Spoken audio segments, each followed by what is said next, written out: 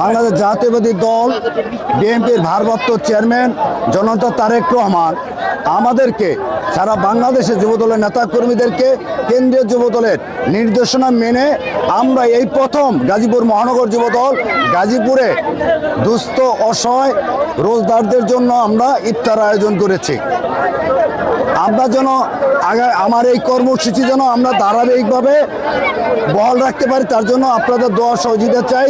আমরা আগামী দিনও যেন দেশনায়ক তারেক রহমানের নেতৃত্বে এবং গাজীপুর মহানগর বিএনপির সাধারণ সম্পাদক এম মঞ্জুরুল করিম রনির সহযোগিতায় আমরা যেন আগামী দিনে গাজীপুরের অসহায় দুঃস্থ সাধারণ মানুষের সকলের জন্য আমরা ইফতারের আয়োজন জাতীয় যুবদল কেন্দ্রীয় কমিটির নির্দেশনায় গাজীপুর মহানগর যুবদলের পক্ষ থেকে আজকে দুস্থ দিনমজুর খেটে খাওয়া মানুষের জন্য আমরা সবাই একসাথে একটি ইফতার মাহফিলের আয়োজন করেছি। আপনারা দেখছেন ইনশাল্লাহ অত্যন্ত সফল এবং সুন্দরভাবে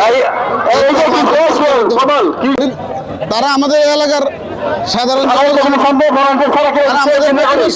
আমরা সবাই মিলে এটা আমাদের কালচার নতুন নয়, আমরা সবসময় বিগত দিনেও গাজীপুর মহানগর যুবদল এই সাধারণ মানুষের সাথে সবসময় এই রোজার কর্মসূচি থাকতো। আজকের এই সেই কর্মসূচির অংশ হিসেবে আমরা সেটা পালন করছি। প্রথম স্বতঃস্ফূর্তভাবে কোনো পুলিশি বাধা